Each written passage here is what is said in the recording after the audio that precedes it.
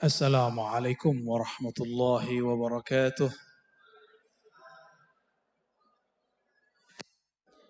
الحمد لله رب العالمين، حمد الحامدين، حمد المستغفرين، حمدا يوافي نعمه ويكافئ مزيده.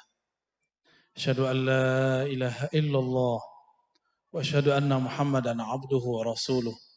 اللهم صل وسلم وبارك على سيد الوجود سيدنا أحمد سيدنا محمد وعلى آله والمهدي خليفته وسلم. Yang sama-sama kita ta'zimi, kita hormati Romo Kiai Fathul Huda. Fatahallahu bihi al-huda. Amin ya rabbal alamin. Bapak Ibu, para kiai, punyai, orang tua santri. Kalau saya ceramah, suaranya begini aja. Bisa dengar ya? Enggak bisa teriak-teriak, kecuali lagi marah.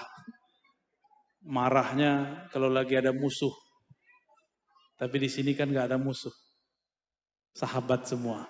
Alhamdulillah. Saya sebenarnya sudah lama dengar Romo Kiai Fathul Huda. Karena dulu ada beberapa kawan beliau, orang Muhammadiyah, suluk tarekat sama saya. Jadi orang Muhammadiyah, orang Uang Pati, ya, suluk tarekat. Ya, 10 hari lumayan. 10 hari. Waktu itu khalwatnya khalwat Naqsyabandiyah Khalidiyah. Saya belum kasih waktu itu Syaziliyah. Aneh ya, Muhammadiyah mau suluk tarekat. Saya tidak usah sebut nama beliau ya. Barangkali Pak Kiai Fathul Huda sudah paham. Orang Cempaka Putih ya. Sebelumnya walaupun tadi sudah banyak sholawat segala macam, untuk mengkondisikan kolbu, mari baca Al-Fatihah. A'udzubillah bismillahirrahmanirrahim. Ar-Rahmanir-Rahim.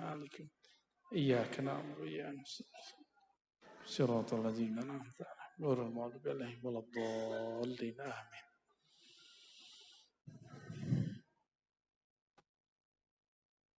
Di dalam surat Asy-Syams Allah bersumpah, yang sumpahnya itu membuat kita hari ini menikmati siang, malam, termasuk badan ini. Dimulai dari bersumpah dengan matahari, wasyamsi. Dengan cahaya matahari Allah bersumpah. Sumpah itu hanya boleh dengan Allah. Lalu kenapa Allah bersumpah dengan matahari? Karena matahari itu adalah salah satu mahakarya Allah Subhanahu wa ta'ala. Lalu di tengah ayat, nah ini pendek cerita, Allah kemudian bersumpah, dan pasti ini penting. Wa nafsi wa ma sawwaha. Ini berkaitan dengan slogan Ma'had ini insyaallah. Tapi kita akan baca dengan cara yang berbeda. Insya Allah. Allah bersumpah, wa nafsi wa ma sawwaha. Demi jiwa. Dan apa yang telah Allah sempurnakan kepadanya jiwa. Apa yang Allah sempurnakan pada jiwa? Yaitu ruh. Sawwaha biruhi. Dengan ruh yang ia tiupkan. Maka dalam tubuh kita ini, Bapak Ibu, tubuh ini dan jiwa di dalamnya Allah pernah bersumpah. Maka jangan main-main dengan sumpah Allah. Itu sebabnya siapa yang membunuh, menyakiti satu jiwa, itu sama dengan membunuh semua jiwa. Karena Allah telah bersumpah dengannya. Ya. Wa nafsiu wa ma sawwaha. Sawwaha, Allah sempurnakan ia dengan ruh. Maka tiada ruh, tiadalah kolbu, tiada hati. Tiada hati, tiadalah manusia. Maka dia cuma binatang semata. Ya. Maka saya suka sekali itu jargonnya, bergerak dengan hati. Karena hati itu pergerakannya mesti lewat ruh. Wama sawwaha. Ya. Berarti waw ini kan waw atof. Allah bersumpah dengan apa yang ia tiupkan. Berarti Allah bersumpah dengan ruhnya juga. Lalu baru ada kalimat, ini kalimat penting. Bahwa ternyata semua orang bisa berdialog dengan Allah. Ini ayatnya. Fa'alhamaha fujuraha wa taqwaha. Pelan-pelan arti ayatnya. Fa'alhamaha. Maka Allah Ta'ala mengilhamkan. Apa arti ilham? Apa arti ilham? Ilham sama dengan wahyu. Ikhbarun sari'un. Pengkhabaran yang cepat kilat. Terus, apa yang Allah kabarkan? Bahwa di dalam jiwa, fa'alhamaha fujuraha. Di dalam jiwa ada sisi fujur, keji. Ingkar, maksiat, ada di dalam jiwa saya, jiwa Bapak Ibu sama. Walaupun saya didaulat jadi penceramah, bukan berarti saya selamat, sama. Apalagi Bapak Ibu sama. Maka kita nggak boleh jijik dengan orang maksiat. Karena kita juga bermaksiat. Fa'alhamaha. Allah kabarkan. Bukan Allah mengajarkan, ini salah. Jadi ada orang menerjemahkan Allah lah yang menyuruh orang untuk fujur, itu iblis yang menerjemah. Allah cuma kasih tahu di dalam jiwamu, ini pakai ha, fa'alhamaha, hanya ke nafs bukan ke ruh. Dan Allah ilhamkan, beritahukan kepada kita setiap saat ini, detik per detik. Bahwa di dalam jiwa ada fujur, ada kedurhakaan, ada kekejian, ada keburukan, ada semuanya yang buruk-buruk. Itu namanya fujur. Lalu apa lagi? Fa'alhamaha fujuraha wa taqwaha. Waw di sini bisa artinya ma'iyah, bisa berarti waw atof biasa. Bersamaan dengan ada di dalamnya takwa. Nah, takwa itu bahasa Arab artinya menjaga. Menjaga supaya si fujur nggak keluar. Ya, wiqayah. Takwa bermakna wiqayah. Menjaga supaya fujur tidak nyebar. Supaya fujur ini tidak menjadi berbahaya. Nah, ini ayatnya seperti itu. Kita potong dulu ayatnya. Ternyata dulu sebelum kita dicipta di sini, si jiwa ini dicelupkan oleh Allah Ta'ala ke dalam bi'ruz zulumat atau bi'ruz syahawat. Jadi Bapak Ibu, kita sama. Jiwa ini sebelum ditiupkan, dia sudah direndam dulu oleh Allah Ta'ala dalam sumur kegelapan. Itulah yang disebut fujur. Jadi kalau ngikutin ayat disebut bi'rul fujur. Di dalammu ada kekejian. Maka coba aja rasakan. Dalam taat pun kita bisa riya. Tapi nggak usah khawatir. Dalam maksiat pun masih ada kesadaran. Benar gak? Kalau orang maksiat pengen sadar gak? Banyak orang maksiat pengen sadar. Maka saya mengartikan waw itu waw ma'iyah. Bersamaan. Ya, fa'alhamaha fujuraha ma'at taqwa. Ya, ma'at taqwaha. Itu barengan terus. Sumur semakin dalam dikubur, direndam, maka semakin tebal hijabnya. Itulah yang membuat kita kalau zikir nggak pernah fokus.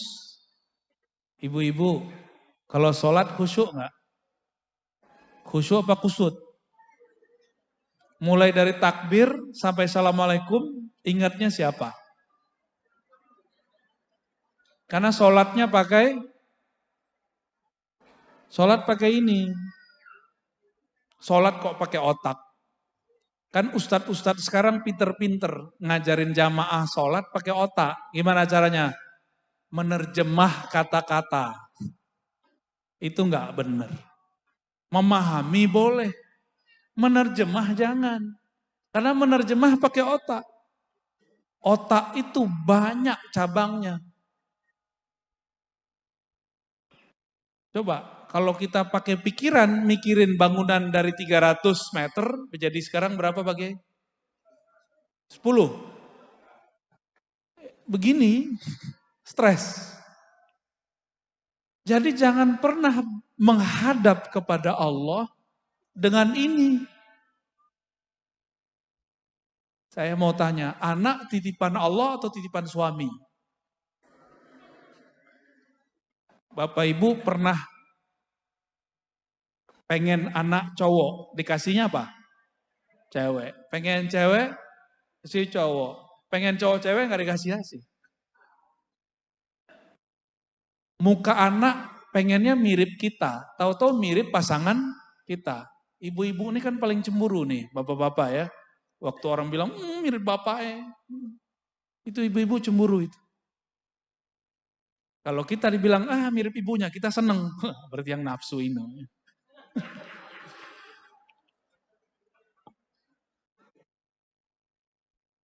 Kita, walaupun secara zahir yang membuat anak, tapi pada hakikatnya kita nggak kuasa terhadap anak. Ya nggak kuasa.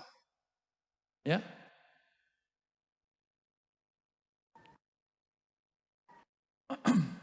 Yang anak-anaknya jalan-jalan tuh biarin aja Bu ya. Anak-anak itu membawa rahmat. Jadi di mana ada anak-anak itu kan nggak ada dosanya. Ada dosanya nggak? Belum ada dosanya dia, biarin aja ya.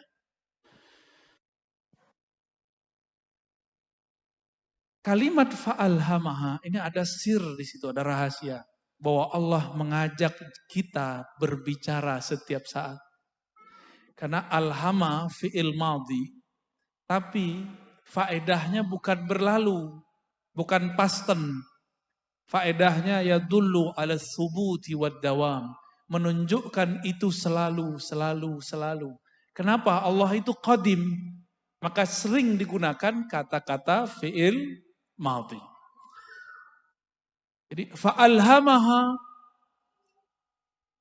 bi'azaliyatihi. Ya. Allah mengilhamkan dengan keazaliannya. Kepada siapa Allah ilhamkan? Bukan ke dalam jiwa yang fisik, tapi ke dalam yang membuat kita bisa mendengar dan melihat. Apa itu? Ruh. Bapak Ibu kalau sholawat tersentuh, itu yang tersentuh siapa? Air mata, mata yang nangis, atau jantung yang deg-degan? Atau suara yang bagus jadi telinga kita bergetar? Siapa sebenarnya yang bergetar? Yang bergetar itu kolbu. Kolbu itu bergetar karena diberitahu oleh ruh. Karena tempat ilham bukan kolbu. Kolbu tempat Allah memandang. Innallaha yanzuru ila qulubikum. Allah memandang ke dalam kolbumu. Jadi mohon maaf nih Bapak Ibu. Perasaan merasa lebih kaya dari orang di samping itu sudah bahaya. Merasa lebih alim daripada orang di samping itu sudah bahaya. Allah mengatakan al-kibriya uridai. Merasa lebih itu hakku, bukan hak kalian. Kibriya itu kan ayyaral abdu annahu khairum min ghairihi. Seorang hamba menilai dirinya lebih dari orang lain. Saya walaupun ngaji, ngajar, ceramah, gak boleh sedikit pun terbersit merasa lebih mulia daripada yang mendengarkan. Gak boleh. Itu sebabnya sebelum saya assalamualaikum, mesti tawajuh dulu kolbunya kepada Allah. Supaya tidak terbersit merasa lebih baik. Kalau sedikit saja terbersit, maka Allah tidak lagi ridho. Karena Allah pandang kolbu, Allah nggak pandang saya baca ayat. Ayat sekian, nomor sekian, surat sekian, nomor sekian. Allah nggak ridho. Yang Allah ridho kolbunya merasa apa? Ya. Saat saya sebut ayat, ridho atau tidak? Nah, di kolbu kita ada macam-macam rasa nggak? Datang, ya mohon maaf, mungkin yang datang pakai mobil merasa lebih mulia dari yang motor, hati-hati. Ya. Hati-hati. Dimiskinkan Allah nanti hatinya. Mungkin badannya kaya, dompetnya tebal, hatinya miskin. Saya mau tanya, orang korupsi itu orang kaya apa orang miskin? Benar. Ada nggak orang miskin korupsi? Gimana mau korupsi? Makan sehari-harinya susah. Orang korupsi itu orang kaya. Korupsi kan corruption, merusak. Dia merusak tatanan. Ya orang miskin apa yang mau dirusak? Nah, ayat ini mengajarkan bahwa kita selalu diajak berbicara oleh Allah. Karena Bapak Ibu kita ini tidak terbiasa menerima kalam-kalam. Nabi SAW ajarkan sholat istikharah. Ya. Sholat istikharah itu sama dengan beli handphone. Beli handphone, pasang kartu. Beli isi pulsanya. Coba, Bapak Ibu punya handphone? Punya handphone ya? Handphonenya kalau nggak ada kartunya bisa komunikasi nggak? Udah ada kartunya. Nggak ada baterainya, bisa komunikasi? Nggak bisa. Udah punya kartu, udah punya baterai. Handphonenya handphone smartphone, bukan handphone butut yang lama. Oke? Tapi tidak punya akun, namanya email. Bisa nggak download? Tahu download? Ngambil aplikasi. Nggak bisa. Maksudnya apa? Kalau seorang hamba, dia tidak kenal dirinya, lalu dengan cara apa dia mengambil ilmu Allah? Maka dia harus kenal dirinya. Allah itu gaib atau nyata? Hmm? Ayo. Atau pertanyaannya salah? Atau dua-duanya benar?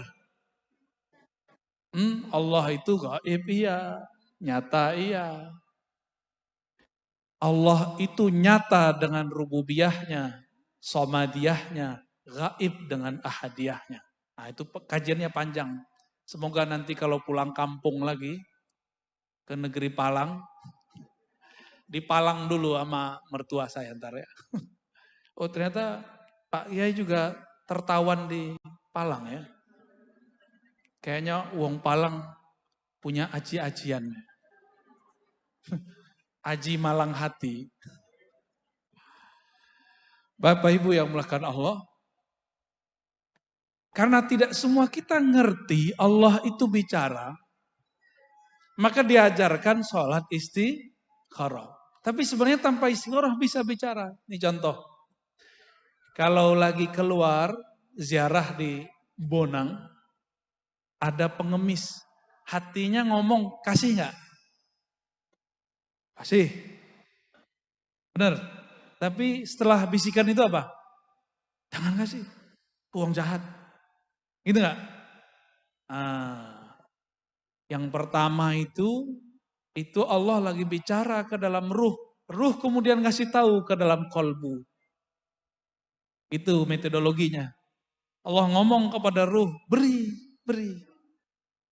Ruh menyampaikan beritanya kepada kolbu. Kolbu itu tempat menyimpan ilmu-ilmu Allah. Di kolbu itu ada banyak lagi struktur-strukturnya. Seperti bangunan ini ada ruangan tamu, ada ruang aula, ada perpus. Nah, di kolbu itu ada perpus namanya sir. Di situ tempat orang menyimpan rahasia Allah. Kalau santri nggak pernah ke library, nggak pernah ke perpustakaan, cakrawala dia dapat nggak? Cerdas nggak dia? Gimana mau cerdas dia jauh dari perpus? Sama, seorang hamba Allah punya kolbu, tapi kolbunya tidak diajak masuk ke dalam perpustakaan kolbunya bernama sir. Maka ilmunya cuma yang tertulis, yang dibaca. Disitulah banyak kiai-kiai ilmunya mentok. Berhenti. Bingung. Habis ini apa lagi? Karena dia tidak diajak mengenali cara masuk perpus. Kalau ada yang bukan siswa, santri, masuk perpus, diizinkan nggak? Ada pegawai library nggak nih? Maktabah, ada. Diizinkan nggak? Kalau nggak punya ID card? Nggak diizinkan. Inilah yang membuat kenapa kiai-kiai, santri-santri ilmunya mentok. Dia nggak punya kartu masuk ke dalam sirnya sendiri. Ya. Apa kartunya? Kartunya sederhana. Ya. Abdullah, menjadi hamba Allah. Hamba Allah tuh nol, nggak merasa pinter. Kalau masih merasa pinter nggak bisa masuk. Maka setiap hamba, setiap kita ini ada pasang-pasangannya dari Asmaul Husna. Bapak Ibu, saya sering cerita di luar sana, dulu kita punya presiden, dia penyayang ke semua orang, walaupun beda agama. Namanya siapa? Gus Dur. Nama beliau siapa? Abdurrahman Wahid. Orang Jawa ini kan pengen ngeringkes ya. Abdur, Gus Dur. Kenapa tidak Abdurrahman, Gusman gitu ya. Lucu ya, nggak pas ya. Pasnya Gus Dur. Gus Dur itu namanya Abdurrahman. Rahman itu kasih sayang Allah tidak terbatas. Mulai dari bidayah awal penciptaan alam sampai akhir kiamat. Rahman. Mau mukmin, mau kafir, mau binatang, mau tumbuhan, mau babi, mau kambing, semuanya dapat rahman Allah Subhanahu wa ta'ala. Maka seorang hamba yang datang kepada Allah dengan rasa rahman, dia pasti punya karakter mencintai semua makhluk. Kita ini kan jangankan sama non muslim, beda NU Muhammadiyah aja udah gak terima. Ya, bener. Percuma orang NU punya kiai kayak Gus Dur. Kok masih benci sama beda kelompok. Kalau wilayah keluar dari lor itu apa namanya yang ke arah Palang itu. Oh, itu kalau ini Masjid Muhammadiyah, Masjid NU, kayaknya udah beda agama aja. Biasa aja lah. Ya. Berarti kolbunya belum rohmaniyah. Baru nama Rahman belum tembus. Gimana mau dapat ilmu laduni? Mau wiridan 1000 tahun gak akan tembus. Orang wiridan itu pengen sakti, pengen kasaf. Tapi satu nama belum tembus, gimana mau tembus nama yang lain? Ya. Maka kunci menjadi Abdurrahman, membuang semua kebencian kepada siapapun makhluk. Menyayangi orang taat, begitu juga sayang kepada orang yang terjebak maksiat. Orang taat bisa maksiat dalam taatnya, dan maksiatnya tidak terlihat. Maksiat orang taat apa? Yang Romo Kiai Huda sangat khawatir sekali. Kalau enggak orang torikot enggak bisa begitu. Khawatir apa? Khawatir ria. Cuma orang torikot yang khawatir ria. Karena memang diajarkan zikir jahar, zikir sir, zikir khafi. Kenapa orang masih kena ria? Karena di kolbunya masih sepi, belum ada nama Allah. Nah, kembali kepada Ar-Rahman. Jadi kalau mau masuk ke dalam kolbu, dari 99 nama itu, bacalah satu hayati. Maka saya sarankan di semua kota-kota Ahlus Sunnah yang berthariqah, hidupkan majelis kajian Al-Asma'ul Husna yang bersanad. Kalau tidak ya sudah, yang tahu aja. Kitabnya sudah banyak. Ada Al-Maqsad Al-Asna, banyak sekali karya Imam Ghazali, Zarruq dan lain-lain. Baru Allah mengatakan, qad aflaha man zakkaha wa qad khaba man dassaha.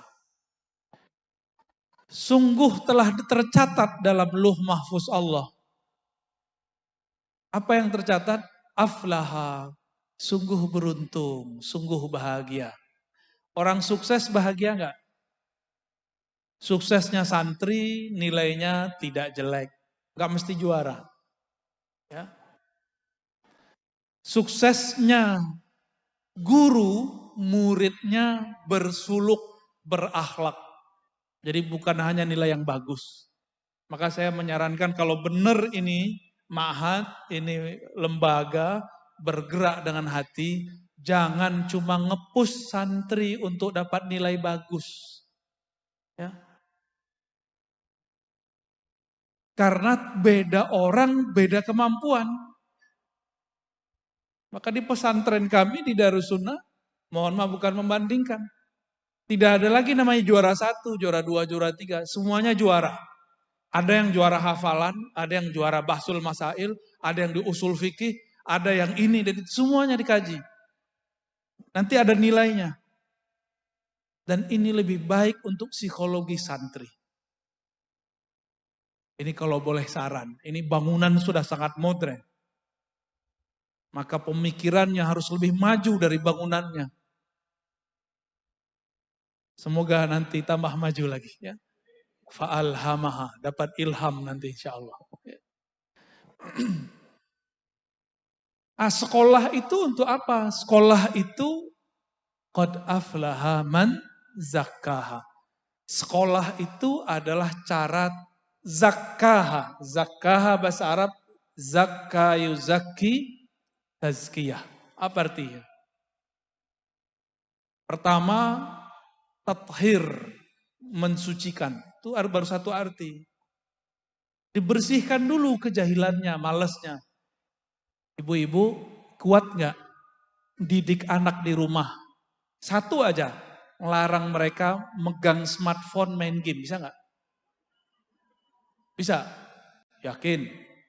Nggak yakin saya. Melarang anak nonton, bisa nggak? Nggak bisa. Jangankan Bapak Ibu, saya punya anak, saya nggak sanggup melarang dia terus-terusan main game, nonton. Nggak sanggup. Terus gimana? Berarti ada kecanduan dia main game. Ini ciri-ciri anak kecanduan main game. Kalau dia kalah dia teriak. Atau dia bete. Gitu. Mulai kayak bad mood. Gak seneng bawaannya. Teriak-teriak. Atau kesel. Tiba-tiba dia marah sama saudaranya. Kesel sama bapak ibunya. Berarti udah kecanduan. Itu harus diobati. Harus ditazkiyah. Cara membersihkannya di sini. Di ma'had. Tinggal di sini asramanya apik ya Pak ya. Biasanya kan pesantren numpuk-numpuk. Numpuk 7 orang. Satu lapis 10, 70, satu kamar. Ya nggak mungkin. Maka bahaya. Pesantren-pesantren yang numpuk satu jenis bahaya. Rentan homoseksual. Rentan homoseksual. Maka kamar mandi jangan gede-gede Pak Kiai. Kamar mandi kecil apa gede? Dikecilin. Bahaya nanti pada masuk berdua.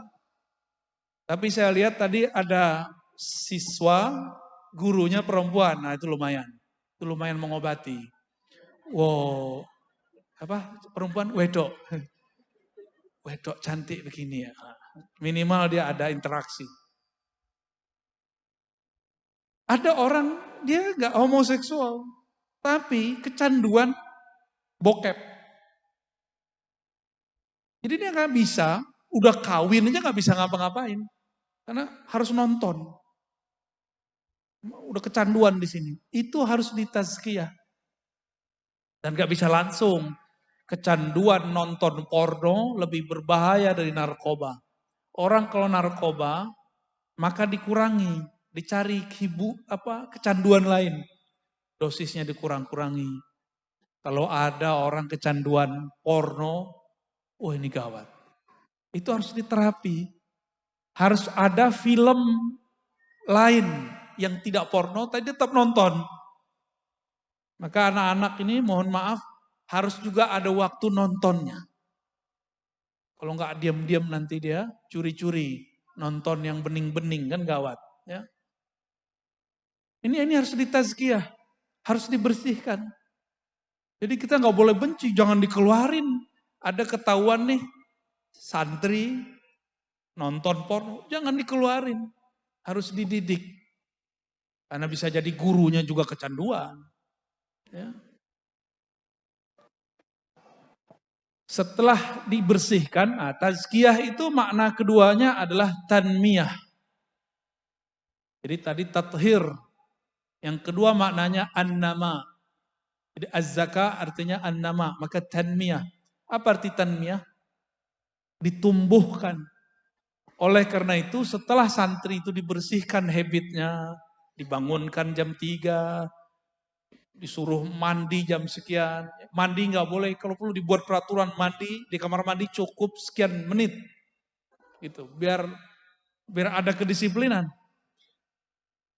Setelah itu ditumbuhkan. Nah, cara menumbuhkan yang paling benar bukan latihan fisik. Kita nggak mau buat anak kita jadi robot. Caranya dengan kesadaran ruhani. Maka di akhir zaman, ini kan udah akhir zaman Bapak Ibu. Dulu kiai-kiai kita kalau mau ngaji kitab Ujurumiyah pindah tempat. Mau ngaji ilmu alat ke pesantren A. Ntar mau ngaji fikih ke pesantren B. Seperti dulu Imam Syafi'i. Imam Syafi'i sudah belajar di Mekah, pindah ke Madinah, pindah ke Baghdad, pindah ke Yaman. Sekarang guru-gurunya sudah ada di satu pesantren. Sudah mudah. Orang-orang di luar pesantren hari ini mengatakan, nggak perlu nyantri, saya bisa download. Sekarang di luar sudah begitu, kok masih ada guru kolot? Ya, gimana guru kolot? Mendahulukan latihan fisik daripada latihan ruhani. Ruhani dulu yang dilatih. Ruhani itu latihannya ilmu. Jadi dibikin sadar ini murid. Bukan dihukum, itu thorikoh lama.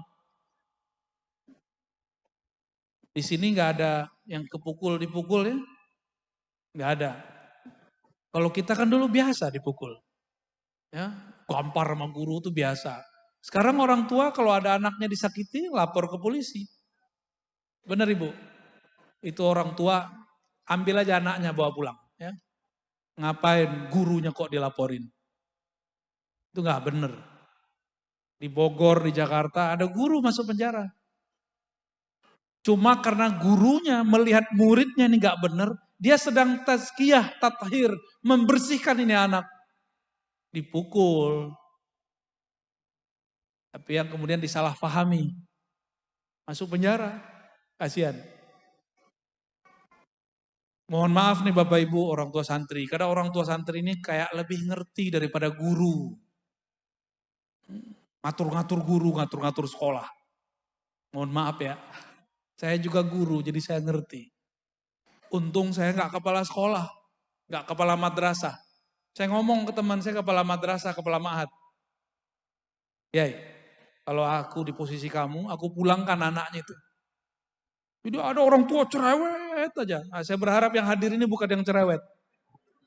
Seharusnya sekolah tuh begini, seharusnya sekolah tuh begini. Buat sekolah sendiri aja Pak. Ya.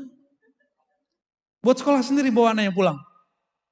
Tapi itu kan bukan bir Rahman dan Rahim. Itu bil, apa tuh? Bil Qahar, bil Jabbar, bil Muntaqim. Syukurnya Allah tidak memulai ayat-ayat di Quran dengan nama-nama Qahar, Jabbar, Muntaqim. Untungnya Allah mulai dengan Rahman dan Rahim. Akhirnya kita maafin juga orang tua wali yang sok tahu. Ya. Usul boleh tapi jangan menggurui. Ya. Ini guru-guru ini tiap hari dia berhadapan dengan masalah itu. Oh saya punya sekolah, itu kan sekolah Bapak Ibu. Mereka punya sistem sendiri. Ya. Kalau saya biasanya membiasakan diri untuk menahan. Ya. Kita menilai ini lebih baik menurut kita tahan dulu. Siapa tahu di situ sudah ada manhaj sendiri. Bapak Ibu yang bukan Allah, ini yang paling penting. Qad aflaha man zakkaha. Masalahnya apa? Untungnya pengasuhnya ini orang Thariqah. Kata guru saya, asy-syaikhu ruhul ma'had. Syekh itu ruhnya ma'had. Kalau syekhnya, kiainya banyak wirid, warid turun. Itu Thariqat lama. Kalau Thariqat baru, karena warid turunlah kita bisa berwirid. Jadi kita bisa wirid, bisa wiridan, karena ada anugerah dari Allah.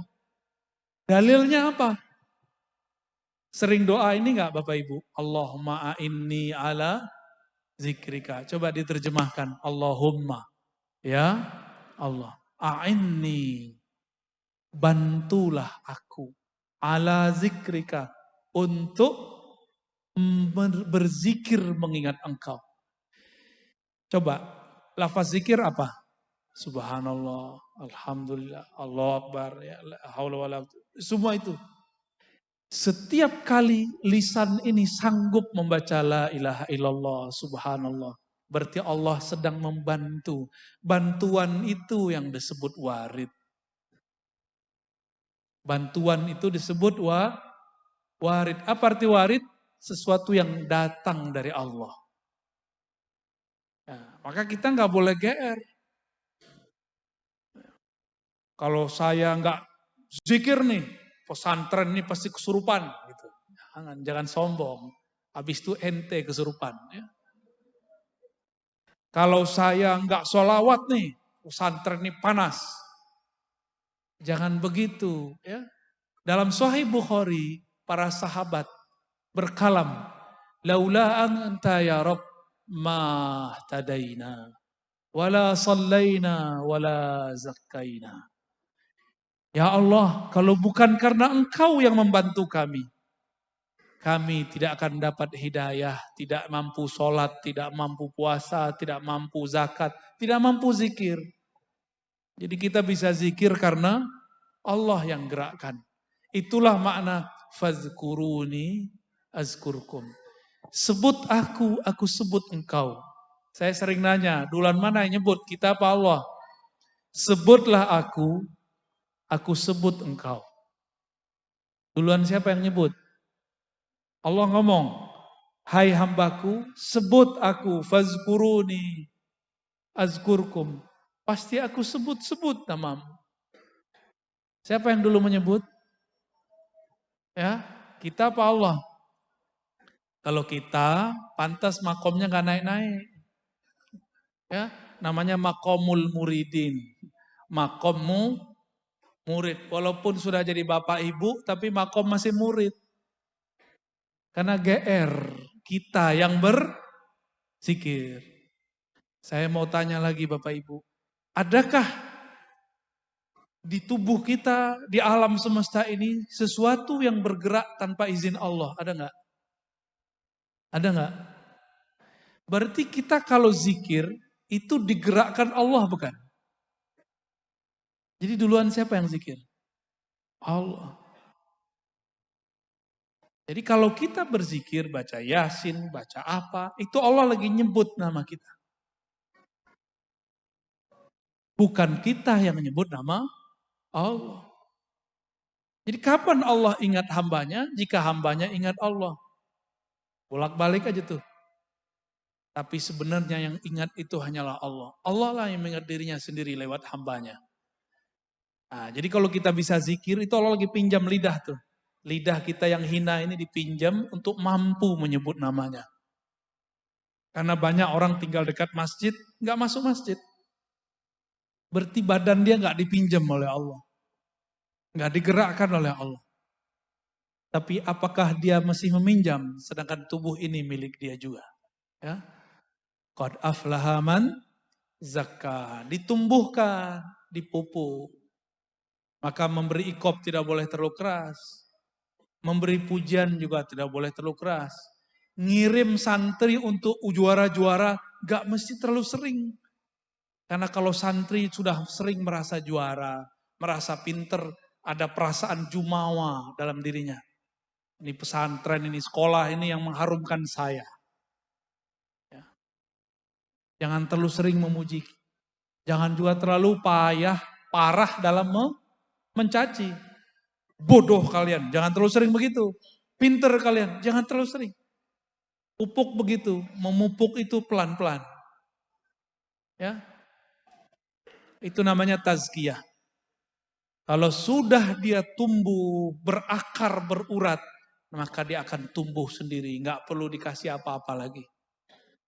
Baru namanya insan kamil. Ya, qad aflaha man zakkaha wa qad khaba man dassaha. Rusaklah siapa yang dassa. Dassa bahasa Arab itu merusak, menyusupkan keburukan dalam dirinya. Bapak Ibu yang melekat Allah, terakhir yang mau saya sampaikan. Ada tanya jawab Pak Kiai? Dulu Nabi Shallallahu Alaihi Wasallam pernah berkisah. Apa kata beliau? Nanti di akhirat ada seseorang dihisap oleh Allah Subhanahu Wa Taala.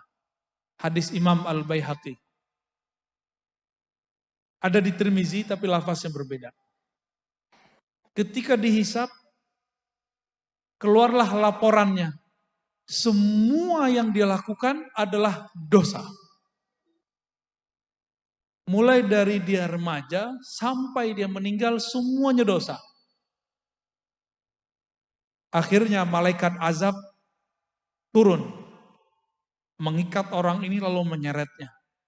Tapi ketika hampir mendekati pintu neraka, Allah bertitah, berkhitab. Apa kata Allah? Wahai malaikatku, sudahkah kalian memeriksa isi dadanya? Lalu kata mereka, belum ya Allah.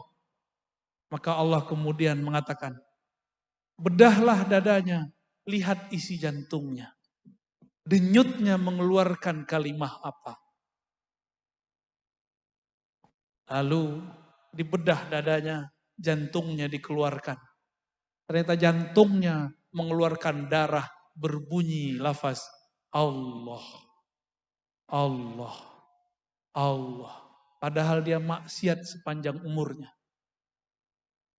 Bunuh orang, berzina, korupsi, nyakitin orang. Semua ada sama dia. Enggak ada. Cuma dia enggak syirik. Dia tidak menyekutukan Allah. Di akhir hayat dia bertemu wali Allah, mengajarkan dia zikrullah.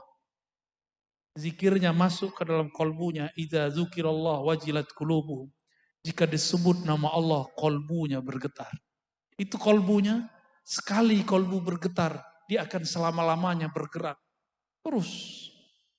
Walaupun kita sudah nggak sadar pakai ini, tapi kolbu itu terus begini, menyebut nama Allah. Ternyata dia di masa hidupnya dulu pernah dibimbing zikrullah oleh gurunya. Kita sebut talqinuz zikr. Dan itu merasuk, nyatu dengan kolbu, bergetar. Diambillah getaran kalimah Allah itu, ditimbang dengan semua dosanya. Ketika ditimbang, awalnya masih goyang-goyang. Itu kolbu masih menyebut nama Allah, diambil lagi getarannya, masih belum. Ambillah kolbunya langsung ditaruh.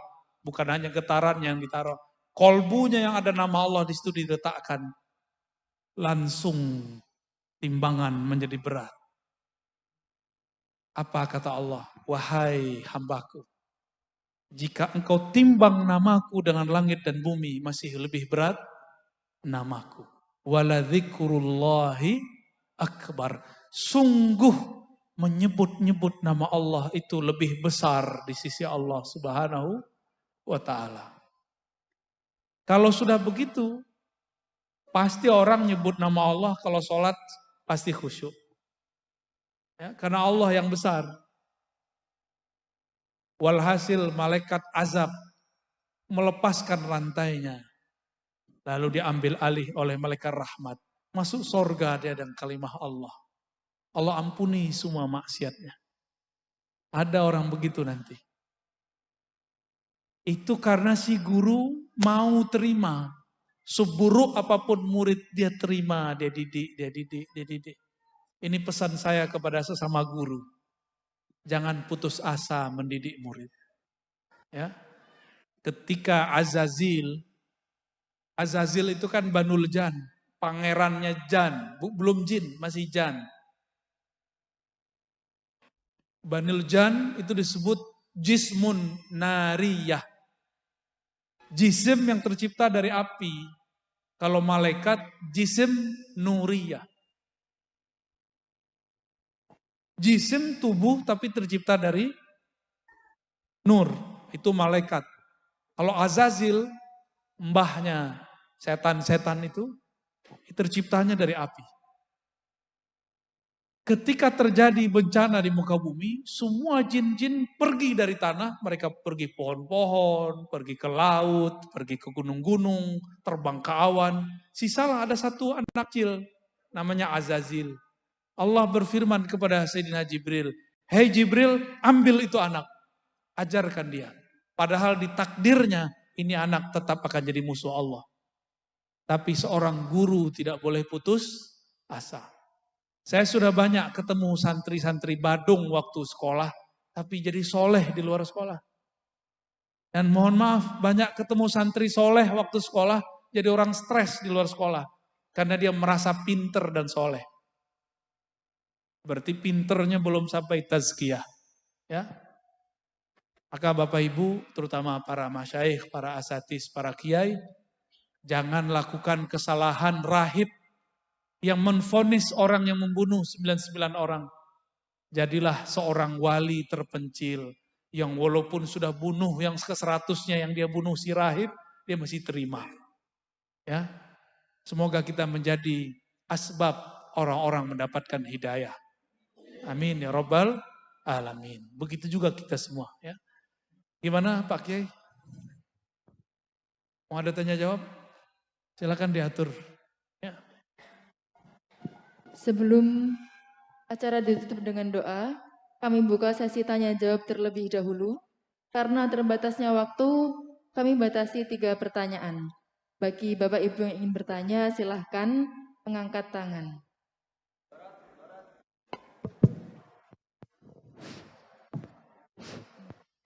Oke, monggo Ustaz Sa'roni.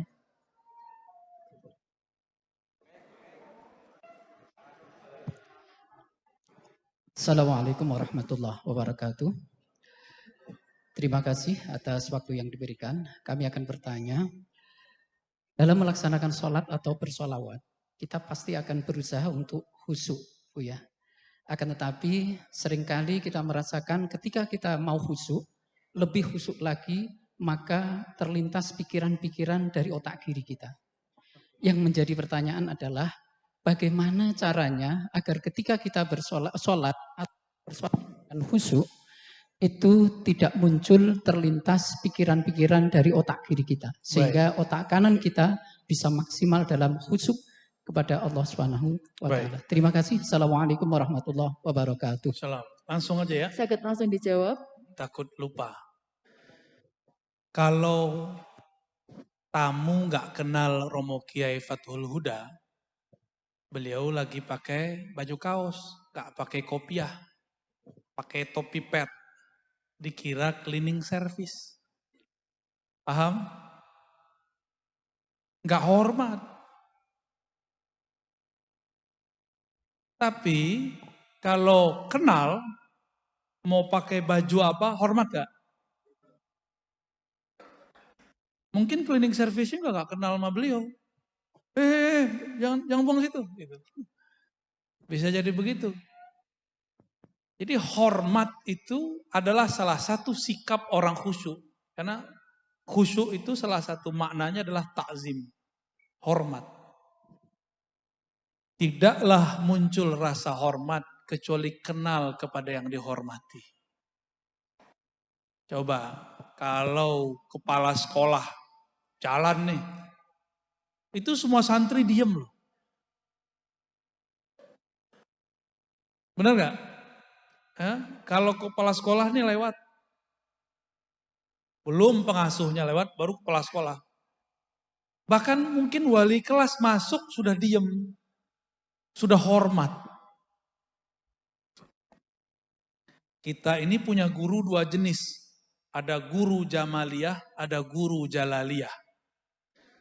Ada guru Jamaliyah, dia berwibawa dalam kasih sayangnya. Ada guru Jalaliyah, dia berwibawa dalam ketegasannya. Ini saya nggak tahu nih para ustadz ini yang mana ini ya. Coba, dulu pernah jadi siswa, jadi santri, sedang sama guru tegas atau guru penyayang? Sedang sama guru penyayang apa tegas? Yang mana? Penyayang. Benar. Tapi guru tegas perlu nggak? Perlu. Kalau ada guru penyayang, orang ngadu kepadanya. Orang bermanja-manja kepadanya. Siswa sama dia udah kayak temenan. Tapi kalau ada guru Jalaliyah, tegas. Itu santrinya takut. Kalau gurunya udah lewat langsung begini. Nunduk, bener. Nah, perlu ada yang begitu. Untuk supaya dapat rasa khusyuk, kenalilah Allah dari dua pintu ini. Dua sifat ini. Allah yang maha jalil, zul jalal. Dan yang kedua ikram. Ikram itu jamal. Sisi Allah baiknya atau sisi Allah tegasnya. Kalau sudah kenal Allah, nggak perlu mikir. Sholat tuh jangan mikir. Sholat tuh pakai zikir. Aqimis sholata li dzikri. Dirikan sholat untuk mengingatku, bukan untuk memikirkan aku. Ini karena kepintaran baca kitab, jadi mikirin Allah lagi sholat. Ya. Jadi mohon maaf nih rahasia nih, ibu-ibu, wali santri, bapak-bapak. Kiai-kiai aja belum tentu sholatnya khusyuk. Ini rahasia kita ya. Bunyai, Pak Kiai sama. Mungkin paling gak khusyuk kali. Karena mau sholat, kebawa urusan santri ke dalam sholat. Ini kan gawat. Kalau itu yang terjadi, gimana dia mau latih orang khusyuk? Dianya gak khusyuk. Karena bingung khusyuk itu letaknya di mana. Supaya mudah harus tahu alamat khusyuk. Alamat khusyuk ada di kolbu. Lau khasya'at qalbuhu la khasya'at jawarihu. Begitu di riwayatnya. Walaupun hadisnya tidak sampai derajat sahih, tapi ini maknanya sahih. Seandainya kolbu seseorang itu khusyuk, pasti badannya khusyuk. Kalau aliran-aliran baru sekarang kan khusyuk itu celana jingkrang, ya kan? Ya. Terus taruh pembatas di depan. Itu bukan cara khusyuk, itu metode fikih. Kalau zaman-zaman guru saya dulu sholat pakai baju batik itu bid'ah Pak Kiai. Tuh, beliau tuh ya. Rais tuh.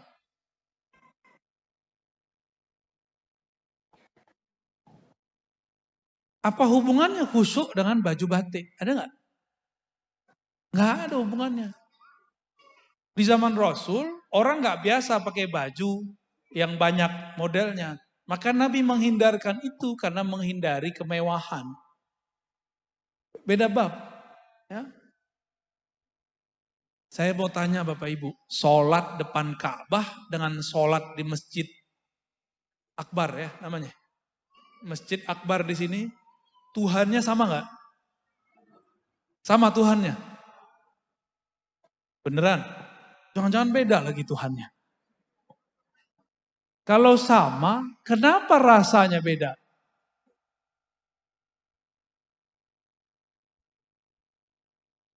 Kenapa rasanya beda? Kondisi. Apa namanya? Kondisi itu di baju atau di hati? Di hati. Maka ada namanya Robitatul Ka'bah. Dibaca dalam usolli fardhu subhi rak'ataini ma'muman lillahi ta'ala. Kalau dalam lafaz lain kan mustaqbilal qiblati rak'ataini kan begitu. Itu namanya Robitatul Ka'bah. Mengkondisikan badan seakan-akan berhadapan dengan Ka'bah. Yang mengenalkan Ka'bah kepada kita siapa? Allah. Hebat tuh, Rasul berarti itu. Langsung Allah yang mengenalkan. Guru. Karena yang mengenalkan guru sebelum ingat Ka'bah pasti terlintas wajah guru. Namanya Robitatul Mursyid. Robitoh kepada mursyid. Si mursyid bisa kenal karena guru sebelumnya. Guru sebelumnya karena guru sebelumnya. Bersambunglah itu kepada baginda Rasulullah SAW. Kalau rajin-rajin sholawat nanti diajak tamasya oleh Allah ketemu dengan Rasulullah SAW. Maka orang yang tidak hormat kepada gurunya haram ketemu Rasulullah SAW.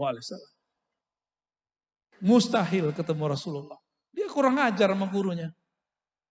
Rasulullah mengatakan tuba liman ra'ani wa liman ra'a man ra'ani. Itu bukan tuba liman dakhala tuban. Beruntung tuba itu syajarah, suatu pohon keberkahan yang ada di surga. Maka diartikan beruntung, karena itu artinya pohon keberuntungan. Beruntung orang-orang yang memandangku, jika tidak bertemu aku, yang bertemu orang bertemu aku, kalau tidak bertemu orang yang bertemu dari orang yang ketemu aku. Kita sebut dengan silsilah. Apa sebutannya? Kalau bahasa ahli hadisnya sanad. Nabi bersabda, "Shollu kama ra'aitumuni usolli." Salat seperti kamu melihat aku salat. Ada di sini yang pernah melihat Nabi salat? Nabi di Jakarta ada Nabi, namanya Ahmad Musodik. Tapi saya nggak pernah lihat dia salat. Gimana? Ada yang lihat Nabi salat? Kalau saya baca hadis, udah lihat Nabi belum? Belum. Ini tantangan anak-anak muda ke depan, anak-anak kita Bapak Ibu, akan muncul gerakan-gerakan baru. Mereka itu tidak sabar berguru. Apa katanya? Gak usah ikut imam, gak usah ikut guru. Langsung saja kepada Allah dan Rasulnya. Langsung ke Quran, langsung ke hadis. Padahal Nabi ngomongnya apa? Sholatlah seperti kamu melihat aku. Bukan seperti kamu melihat buku. Gak ada. Apalagi sholat melihat YouTube. Sekarang ada cara sholat baru. Mazhab al-YouTubiyah. Jadi dia gak mau belajar sama guru, dia langsung belajar pakai YouTube. Hasilnya ya begitu. Kurang ajar sama guru. Jadi bergurulah kepada ahlullah. Nanti dibawa ke hadiratnya. Insya Allah. Siapa ahlullah? Orang yang mewarisi kolbunya Rasulullah. Bukan hanya sorbannya, bukan hanya sarungnya. Nabi nggak bisa baca kitab kuning, tapi bisa baca kitab langit. Lebih keren mana? Ini ada kiai ngomong, Nabi itu ummi gak bisa baca kitab, tapi kayak merendahkan Nabi. Jangankan kitab itu, kitab yang di langit aja dibaca oleh Rasulullah. Ya. Kitab takdir kita aja dibaca Rasul. Lebih keren gitu ya Ustaz ya. Wallahu a'lam bishawab. Assalamualaikum warahmatullahi wabarakatuh. Terima kasih yang kami hormati Abuya Ar-Razi Hashim. Kita sering melihat di YouTube ustadz-ustadz yang sering membid'ahkan, memusyrikkan dan mensyirikan ibadah kita, Ahlus Sunnah wal Jamaah. Itu secara masif. Dan efeknya saya pikir itu sangat berbahaya karena di luar Jawa kemarin, NTB kalau nggak salah, sampai ada pembakaran dan lain sebagainya. Ini kita mensikapinya seperti apa, Ustadz? Karena secara masif mereka terus-menerus membid'ahkan dan bahkan mengkafirkan kita. Bagaimana kita menghadapi atau mengkanter mereka-mereka Ustadz yang ada di YouTube? Terima kasih. Assalamualaikum warahmatullahi wabarakatuh. Assalamualaikum warahmatullahi wabarakatuh. Karena YouTube ini bisa didengerin siapa aja, di mana aja, maka kita harus ada di YouTube. Kalau TV kan gak bisa dibawa kemana-mana, kegedean.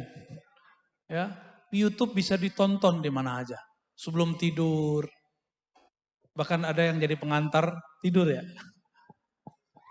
Gimana sikap kita terhadap dai-dai yang membid'ahkan amalan Ahlus Sunnah wal Jamaah?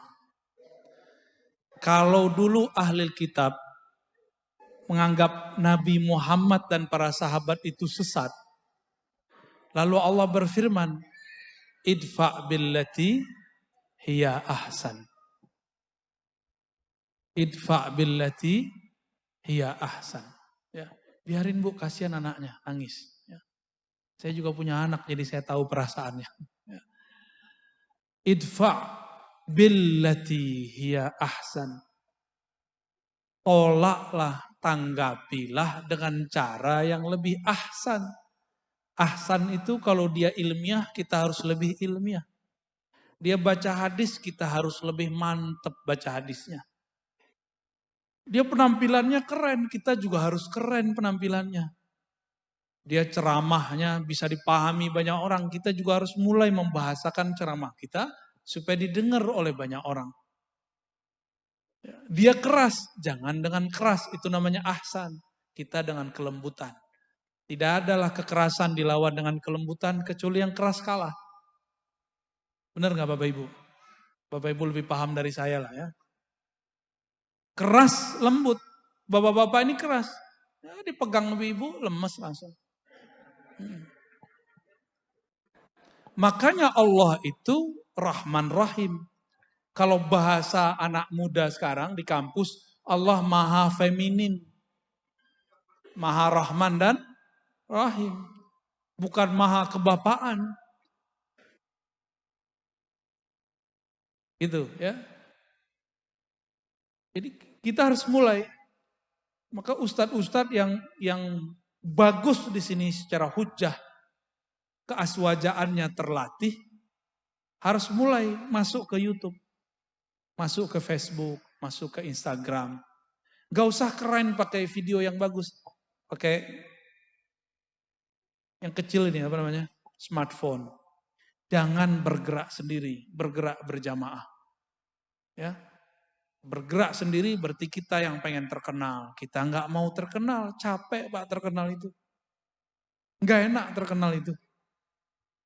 Tapi lebih enak terkenal di langit. Ya. Kalau terkenal di langit, orang terkenal di bumi dipatwal sama polisi. Di langit juga sama. Kalau terkenal di langit ada patwal langit, cepat usulnya kepada Allah Subhanahu wa taala. Jadi kita harus membalas dengan yang baik. Sekarang mereka belum main fisik, Pak. Tapi nanti bakal ada masa mereka main fisik karena itu kabar dari Rasulullah sallallahu alaihi wasallam. Surya, tempat mantu beliau, Gus Syafiq, itu sudah main fisik, udah dor-doran. Irak sudah. Mesir gagal. Untung masih ada Al-Azhar. Apalagi Yaman udah masuk. Libya sudah gagal. Sekarang pemerintahan baru enggak beres-beres. Nunggu nih, Saudi ini enggak tahu. Habis itu Indonesia. Indonesia habis itu. Jadi kita ini seharusnya beberapa tahun kemarin sebelum pandemi sudah perang. Target mereka udah begitu. Muslim bunuh Muslim. Cuma beda politik. Cuma beda 0. Alhamdulillah Allah masih sayang. Masih banyak wali Allah di negeri ini. Maka Bapak Ibu tetap kita doakan negeri ini supaya tetap aman. Sampai kapan wallahu a'lam. Karena ke depan sudah tambah berat, tambah berat, tambah berat, tambah berat. Dan kita sedih, jangankan orang awam, aparat aja sudah ada yang kesusupan. Aparat Pak, kesusupan gimana? Jadi kita nggak boleh kemudian, saya zuhud nggak mau ngajar di dinas. Harus ngajar Pak, harus masuk ke polisi, harus masuk ke tentara. Jangan sok-sok zuhud, udah begini zamannya. Maka para kiai, para ustadz, para guru, mohon jangan menutup diri lagi. Ya, ayo temani saya berdakwah di sosial media. Ya, tapi jangan berbicara yang nggak ngerti. Wala taqafu ma laysa laka bihi ilm. Jangan kamu berpendirian, berwukuf. La taqafu waqifan, kan begitu. Jangan kamu wukuf, berpendirian terhadap sesuatu yang kamu tidak paham. Bisa juga mauqufan, suatu pun pemahaman. Jangan coba-coba komentar kalau nggak ngerti. Norak nanti. Jika dia bawa hadis, kita bawa hadis. Kalau dia bawa kitab, kita bawa kitab. Gitu. Dia bawa ayat, kita pakai ayat. Dia bahas tentang tasawuf, pakai kitab. Kitabnya kitab Ibnu Taimiyah. Balasnya harus pakai kitab Ibnu Taimiyah. Jadi jangan dilarang santri, ustadz-ustadz yang jago ini baca kitab Ibnu Taimiyah. Alhamdulillah saya banyak yang saya khatamkan buku Ibnu Taimiyah itu. Jadi mereka mau belok kemana aja kita kejar. Ya, bener nggak? Ternyata nggak bener. Contoh, mereka mengatakan tawasul syirik. Benar nggak? Ibnu Taimiyah tidak mengkafirkan, tidak mensyirikkan tawasul semua. Ada tawasul yang dibolehkan. Apalagi, mereka mengatakan robitoh mursyid syirik. Tunggu dulu. Ibnu Qayyim murid Ibnu Taimiyah berrobitoh kepada Ibnu Taimiyah. Ya, zikir nggak boleh dengan angka tertentu. Lah Ibnu Taimiyah ba'da subuh sampai istiwa zuhur. Nggak berhenti baca zikrullah. Ibnu Taimiyah, imam Salafi Wahabi. Nah, saya mau tanya nih, di sini akidahnya pakai kitab apa? Jangan sampai kitab Soleh Fauzan. Ya. Di kitab itu dianggap syirik orang tawasul, dianggap syirik orang tabaruk, dianggap kufur orang maulid karena menyerupai Nasrani. Harus kembalikan kepada kitab ulama Nahdiyin yang lama yang sudah pakai kitab akidah Ahlussunnah. Ada beberapa pesantren Nahdiyin kitabnya sudah diganti. Kitab Aswaja, tapi namanya doang, dalamnya bukan Aswaja lagi. Hati Bapak Ibu, tidak semua kitab gundul itu benar. Karena kitab gundul itu manusia yang buat. Kalau Al-Quran kan langsung dari Allah. Ya, ini jangan sampai. Beberapa pesantren kita kasih tahu nggak mau, malah saya dimusuhi. Pak Kiai, ini kitab berbahaya. Kitab tauhidnya. Siapa namanya tadi? Soleh Fauzan. Di situ dia bagi tauhid jadi 3 dan dia katakan Asy'ariyah sesat, Maturidiyah sesat. Dia katakan Sufi ubadul kubur. Sufi itu penyembah berhala kubur. Gimana tuh? Aduh, saya kalau bahas gitu ntar jadi tentara lagi Pak. Ntar jadi galak lagi saya. Saya belajar tasawuf supaya kolbu saya lembut. Ya. Nanti ada kiai muda di Surabaya namanya Ma'ruf Khozin. undang beliau untuk masalah begitu. Ya, sahabat saya. Baik, masih ada? Untuk Bapak, satu lagi untuk Bapak, kemudian dua nanti dari Ibu. Mic-nya di sana.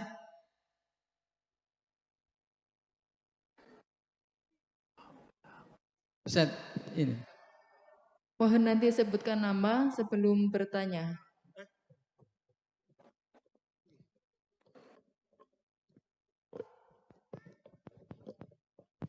Assalamualaikum warahmatullahi wabarakatuh. Buya Rozi yang kami cintai, ternyata nama Rozi Hashim itu, ada nama Hashim itu cinta betul dengan Tuban ini. Saat saya 78, 79 itu ziarah itu sampai ke Payakumbuh. Sampai di sana juga ada yang namanya Syekh Hashim. Dan itu Nahdien kita, ini juga Hashim Asy'ari. Jadi nama Hashim itu memang cinta dengan orang Tuban. Dan nyatanya sudah ada bibitnya. Nah, untuk selanjutnya mempersingkat waktu sebelum pada Buya, ini tadi ada dari Kiai Romo Kiai Huda, itu soal wali, bumi wali, gak usah khawatir. Karena ruh wali-wali Allah dan ruhnya ini orang-orang yang bertarikah nasabani seperti itu akan hadir juga di sini. Jadi Bapak Buya Rozi yang kami sayangi, dengan adanya tarekoh yang dikembangkan di sini, tentunya insya Allah ini yang akan menjadi, tadi ceritanya dari sebagai senjata tangkal radikalisme dan intoleransi itu. Hanya masalahnya yang satu, karena ini adalah berkaitan dengan jargon yang Buya juga menyetujui, itu bergerak dengan hati dan mencerdaskan generasi. Tentunya bina anak soleh lembaga ini, tentunya yang kita bukan khawatir, harus kita tangkal yang namanya di tingkat nasional itu, kita harus berpartisipasi untuk menjaga keutuhan dan rentan terhadap malpraktisnya surau-surau atau pondok-pondok kita. Mudah-mudahan di Tuban ini jangan terjadi, tentunya competitive advantage dan value added-nya itu barangkali Buya bisa memberikan solusi kunci apa dan bagaimana yang efektif dan efisien bagi anak-anak didik kita ini. Kiranya demikian. Terima kasih. Assalamualaikum warahmatullahi wabarakatuh. Baik. Ada dua Pak, cara efisien. Pertama, manhaj Qur'ani, yaitu ilqaul qissah. Jadi harus guru-guru ini harus punya bank kisah. Dulu ahli hadis supaya muridnya jadi muhaddis besar, sufi supaya muridnya jadi sufi besar, setiap penutupan kuliah atau ngajar selalu ada kisah yang diceritakan. Di Quran dikatakan faqsusil qasasa, berkisahlah engkau. Karena itu cepat masuk. Kisah itu nggak perlu dihafal, cukup dinikmati. Nah, kenapa hari ini banyak santri-santri, siswa-siswa kaku? Karena yang dikejar cuma kecerdasan otak kiri. Nilai, teori, hafalan. Tapi kurang dinamis, kurang harmonis. Rasanya kurang. Kisah itu kata Imam Junaid, jundun min junudillah. Maka tidak ada mursyid, tidak ada wakil talqin, tidak ada sufi, tidak ada ahli thariqah, kecuali dia mengajar pakai kisah dan analog. Kisah dan kias, analog. Jadi guru-guru ini harus di training untuk berkisah. Kalau kita berkisah nggak boleh abstrak, harus ada wujudnya.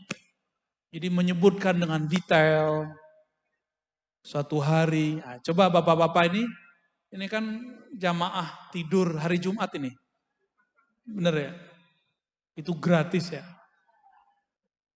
Kalau hari Jumat, khotibnya memulai pada suatu masa, pada suatu hari, pasti nggak tidur. Tapi kalau khotibnya mengatakan, marilah kita meningkatkan, cuma itu doang.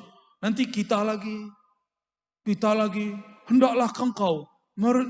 Itu semua cuma teori-teori dan kita sudah capek dengarnya. Kita sudah bosan diceramahin orang. Karena dari kecil sudah diceramahin orang tua. Benar. Maka para khotib tolong kembangkan perintah ini. Faksusil qasaso, perintah dari Allah SWT. Berkisahlah engkau, bukalah khutbah dengan kisah. Atau kisah diri sendiri, atau kisah ulama, atau kisah nabi, para sahabat, atau kisah sebelum alam semesta dicipta. Itu buat orang akan bangun.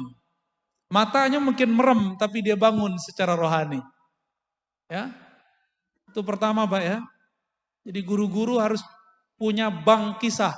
Maka guru ini jangan cuma baca cerpen cerita cinta. Ya, baca Facebook, kan rajin nih baca Facebook. Jadi orang kita ini rajin baca Facebook. Tapi baca buku beneran gak jalan. Ya. Yang kedua, diambil dari kisah Nabi SAW ketika beliau nyuruh para sahabat di musim haji berwudu. Tawaddu'u. Nabi mengatakan wudu. Tapi mereka bingung. Nabi ngapain ya? Nabi cuma ngomong, tawaddu'u. Jadi orang itu gak ngelihat mulutnya. Yang dilihat apa? Perbuatannya. Maka Nabi masuk ke dalam kemah, istri Nabi kemudian mengatakan, wahai suamiku baginda Rasul SAW. Sahabat itu gak melihat mulutmu, mereka melihat tangan kakimu, badanmu. Terus maksudnya gimana? Ya engkaulah yang duluan berwudu. Bukankah setiap engkau wudu, air wudu mau diperebutkan? Nabi itu kalau wudu, airnya gak ada yang buang. Kalau air wudu kita, para ustadz nih, para kiai, itu jangan diambil, jangan diminum. Karena kami ini banyak dosa. Enggak dosa maksiat, enggak dosa mata, dosa hati. Merasa lebih alim itu paling gawat. Paling bahaya. Lalu benar, Nabi panggil khodamnya, Mughirah atau siapa waktu itu namanya. Karena Nabi kalau keluar, biasanya Mughirah yang datang. Atau Anas bin Malik. Diambilkanlah secangkir. Tapi dulu cangkirnya bukan begini, pakai kain. Dituang pelan-pelan. Enggak ada air keran. Enggak kayak orang Indonesia, datang ke Mekah, kerannya dibuka segede-gedenya. Itu air buang-buang, dia berwudu dengan syaitan.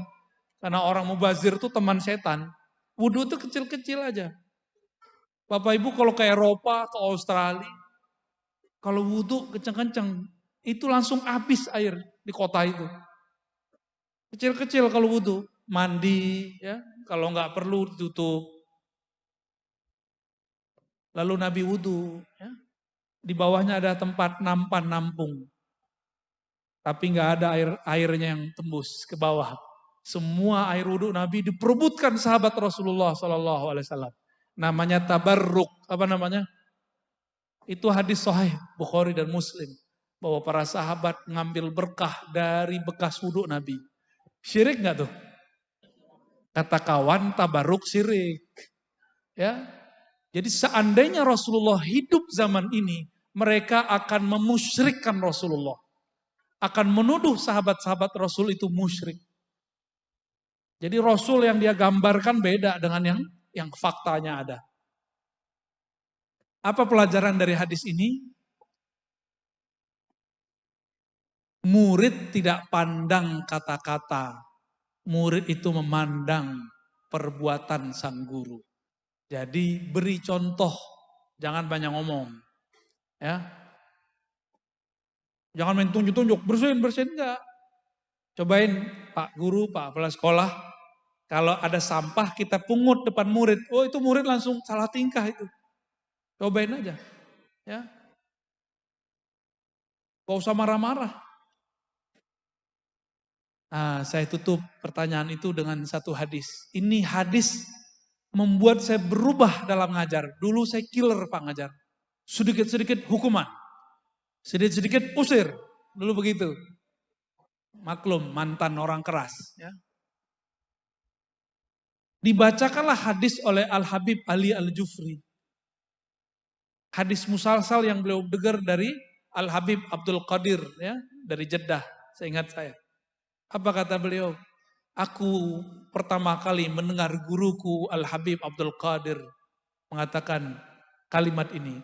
Gurunya juga begitu, guru juga sampai kepada Rasulullah SAW, sampai kepada Sufyan bin Uyainah sebenarnya, terus langsung ke Nabi. Apa kata Nabi? Irhamu man fil ard. Di riwayat lain, Ar-rahimuna fil ard yarhamur rahman. Irhamu man fil ard yarhamkum man fis sama. Orang-orang yang rahim, penyayang di bumi, maka Allah sayang. Sayangilah makhluk di bumi, maka yang di langit sayang kau. Jadi kalau banyak santri kesurupan, berarti gurunya galak-galak. Ada yang kesurupan gak di sini Bapak Ibu? Ada. Kalau masih ada kesurupan, harus ada yang dibenerin. Jalaliyahnya terlalu lebay. Harus dibalance dengan jamaliyah. Ya. Ada pesantren, santrinya banyak kesurupan? Pesantren, ada kan? Itu berarti gurunya terlalu banyak memberi beban. Nah, ini kan saya lihat daftarnya ke Kementerian Agama ya, Pak Kiai. Bener. Wah itu berat itu. 2, Kementerian, waduh kasihan itu santri kita ya. Jadi santri kita berarti dapat 2 muatan. Kalau otaknya nggak kuat-kuat amat tuh, gawat. Maka santri harus dibikin santai. Berarti sehari dia berapa mata pelajaran, Pak? Ada berapa tuh? Dari pagi sampai sore. Ada mata pelajaran Kementerian Agama, ada pendidikan. Berarti santri itu orang hebat. Ketika yang umum cuma belajar 1 muatan, dia belajar 2 muatan. Nanti kuliah gampang insya Allah. Yang penting jangan stres. Ya. Kalau kami dulu mensiasati, fikih Kementerian Agama itu diganti pakai kitab fikih Arab. Jadi mereka tetap belajar kitab. Walaupun cuma dasar-dasar matan ujurumiyah. Daripada fikih proyek, kan fikih proyek itu Pak. Buku modul-modul itu proyek itu, bukan lillahi itu. Lil fulusi ta'ala.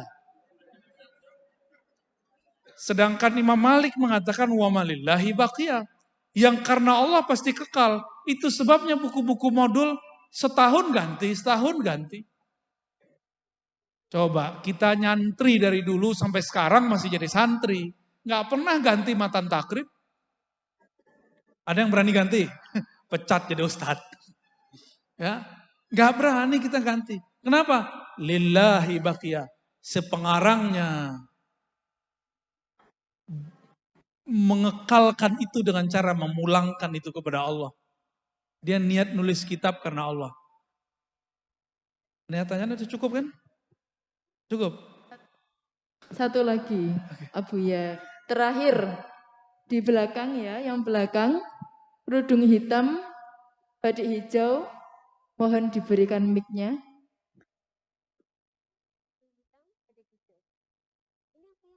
Mic. Oh ya. Yes. Mohon dipersingkat pertanyaannya. Assalamualaikum warahmatullahi wabarakatuh. Assalamualaikum. Terima kasih atas waktu yang diberikan. Yang ingin saya tanyakan terkait keistiqomahan. Kan istiqomah dalam hal kebaikan, walaupun sekecil apapun itu kan sangat berat, apalagi bagi saya yang masih awam. Nah dari sini apakah ada amalan khusus yang bisa mengikat keistiqomahan itu agar terasa ringan ketika dilakukan? Itu yang pertama. Yang kedua, saya ingin meminta sesuatu terkait jenengan tadi kan membahas tentang pentingnya sanad atau silsilah keilmuan. Dari sini saya ingin meminta ijazah jika jenengan berkenan masalah doa yang tadi jenengan jelaskan, yakni Allahumma a'inni ala dzikrika wa syukrika wa husni ibadatik. Terima kasih. Assalamualaikum warahmatullahi wabarakatuh. Assalamualaikum warahmatullahi wabarakatuh. Cara istiqomah ada amalannya enggak? Nah, ini pertanyaannya hampir di seluruh Indonesia sama. Jadi kita ini dari kecil diajarkan kalau mau begini amalnya ini. Itu thariqat lama, saya sebut itu thariqah qadimah, thariqat jadul.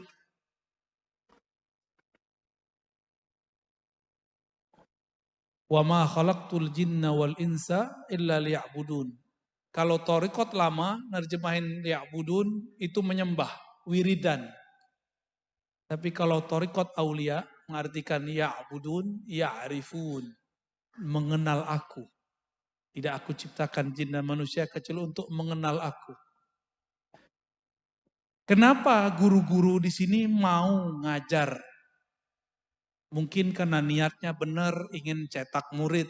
Atau yang kedua ingin menambah mencari ma'isyah penghidupan. Maka dia mau berangkat pagi pulang sore. Kenapa ada orang mau jadi PNS, mau jadi karyawan, mau jadi kontraktor, segala macam, pengusaha, dagang. Karena jelas yang dia tuju, yang dituju adalah kesejahteraan. Kalau PNS gajinya sekian per bulan, karyawan di akhir bulan. Maka dia mau bermacet ria, berangkat pagi, pulang sore, berangkat pagi, pulang sore. Udah bosan begitu masih terus istiqomah. Kenapa dia istiqomah? Berharap ada buahnya di akhir bulan. Namanya gaji. Ratib syahriyah, bahasa Arab. Paham analognya? Kenapa orang semangat kerja? Karena ada yang dituju. Dia tahu yang dituju dia namanya fulus.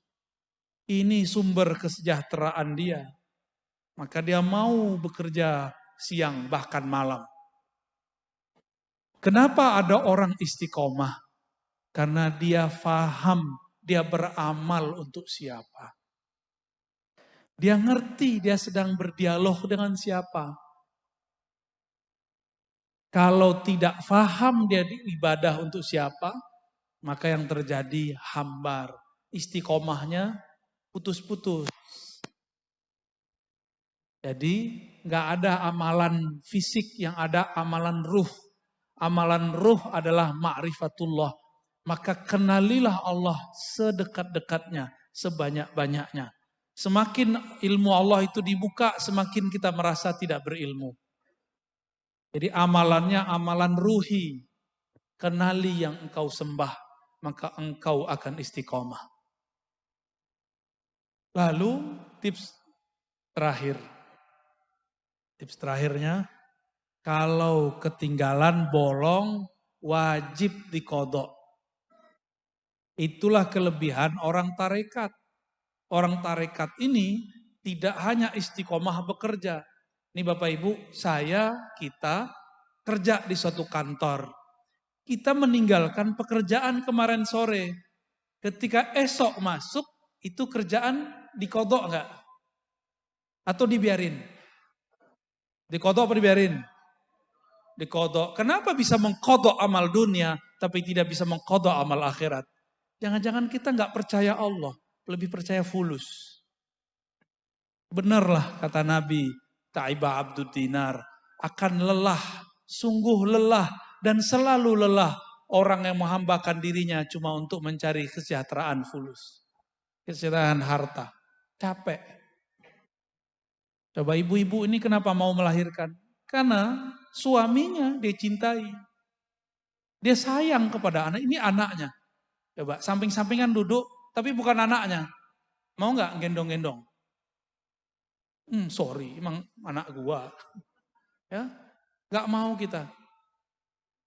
Mohon maaf, dipipisin anak sendiri. Marah nggak? Habis pakai baju bagus-bagus begini, tiba-tiba dipipisin anak sendiri. Marah nggak? Digampar nggak anaknya? Enggak. Malah kita gemes, ya salam. Ya. Malah dipeluk-peluk anaknya. Malah dicebokin baik-baik. Bapak Ibu kembali ke yang tadi, kita kalau kenal kita pasti istiqomah. Jadi amalnya bukan baca ini baca itu thariqat jadul. Udah ketinggalan thariqat begitu. Orang sekarang udah pakai gadget untuk masalah duniawi, untuk masalah ukhrawi. Belum ada percepatan thariqah. Ya. Thariqah itu harus sudah revisi, namanya thariqah. Tujuan kita mencapai ma'rifat. Beda zaman, thariqah harus direvisi walaupun namanya Naqsyabandi, Syazili, Qadiri, harus direvisi metodenya. Nah, itu kewajiban para mursyid-mursyid yang wasilin ilallah, ya, yang kenal kepada Allah, tentu atas izin Allah dan restu Rasulullah sallallahu alaihi wasallam. Gak boleh buat thariqah sendiri, ya. Begitu juga dalam yang tadi. Adapun ijazah mengenai doa Allahumma a'inni ala dzikrika wa syukrika wa husni ibadatik, ini adalah doa yang diajarkan Nabi kepada seorang sahabat dan Nabi mengatakan inni uhibbuk. Disebut al-musalsal bil mahabbah. Musalsal dengan cinta. Setiap guru mengatakan, wahai muridku aku mencintaimu. Maka saya mengatakan, ayuhal hadirun hadirat inni uhibbukum. Aku mencintai yang hadir semuanya. Fakulu fi kulli dubiris salah, maka tolong dibaca setiap selesai sholat. Apa yang dibaca? Yang bicara nggak dapat ijazahnya. Ya. Fakul fi kulli dubiris salah, Allahumma a'inni ala dzikrika wa syukrika wa husni ibadatik. Ini kalau saya pakai Jalaliyah saya udah marah-marah. Tapi kalau pakai Jamaliyah kita maklumi, ya. Udah capek ya duduk dari tadi pagi ya. Ya. Apa kata Nabi? Aku cinta kepada engkau wahai Abu Darda, wahai Mu'az, wahai sahabat. Maka bacalah setiap selesai sholat. Atau dubur sholat artinya ujung sholat. Sebelum assalamualaikum boleh. Allahumma a'inni ala dzikrika wa syukrika wa husni ibadatik. Ya Allah bantulah aku mengingat engkau. Yang kedua wa syukrika. Ini doa minta kaya tanpa perlu fulus. Jadi jangan minta fulus kepada Allah. Mintalah syukur. Orang kalau syukur pasti punya wa syukrika. Nabi itu nggak pernah minta ya Allah kayakan aku, enggak. Tapi Nabi minta ghayahnya, minta ma'rifatnya. Ma'rifatnya fulus itu syukur. Jangan minta fulusnya. Jangan minta bikin rumah. Jangan minta beli mobil. Maka kalau ketemu Pak Yai Huda, jangan bilang Romo Yai doain bisa beli rumah. Jangan begitu doanya. Doanya gimana? Romo Yai doain supaya jadi hamba yang bersyukur. Kalau orang bersyukur berarti dompetnya, mobilnya, rumahnya, bojone, itu bahasa kasar ya. Harus kursus dulu Pak Yai, biar ngomong Jawanya halus. Jadi kalau orang bersyukur, pasti dia sudah diberi. Maka Nabi mengatakan, Allahumma inni ala zikrika wa syukrika. Gak minta banyak harta, tapi minta syukur. Berarti di atasnya banyak harta. Coba cek, Nabi itu pemimpin Madinah. Pak Yai ini waktu jadi bupati gajinya sekian, sedikit gajinya. Tapi yang banyak tunjangannya. Nah, coba bayangkan ini pemimpin Jazirah Arab, kira-kira per hak digaji berapa? Kaya Rasulullah itu. Jangan bayangkan Rasulullah itu miskin. Rasulullah itu direktur Baitul Mal. Sekarang kalau ada direktur Baznas Bazda gimana? Gajinya di atas 20 juta minimal ya. Sama tunjangan-tunjangannya ya. Serius nih. Kalau enggak korupsi itu mereka kalau enggak gede gajinya. Ntar ngeliat duit masuk, ngiler. Terus, wa husni ibadatik. Aku minta ibadah yang husni. Apa? Bukan ibadah yang khusyuk. Nah, ini kata kunci nih yang nanya tadi. Jangan minta khusyuk, mintalah husni ibadatik. Husni ibadatik, usahanya disebut ihsan. Ihsan itu adalah amalan ruh, anta budallah ka'annaka tarah. Itu minta makom itu. Ya Allah, aku minta makom penghabisan. Apa itu makom penghabisan? Beribadah seakan memandangmu, dialog denganmu. Kalau udah ketemu Allah bisa ngobrol-ngobrol dengan Allah, asik. Hidupnya lebih santai. Ya, insya Allah. Silakan diamalkan setiap selesai sholat dibaca 3 kali. Lalu ditutup Al-Fatihah. Insya Allah Allah antarkan kita ke sana. Lebih kurang itu ya. Wallahu a'lam bishawab. Bapak Ibu hadirin yang dirahmati Allah, marilah sejenak kita tundukkan kepala seraya memohon kepada Allah Subhanahu wa taala agar diberikan hati yang khusyuk, hati yang istiqomah. Kepada Buya Ar-Razi kami berkenan untuk memimpin doa. Izin bagi. Ya. Astagfirullahaladzim. Astagfirullah.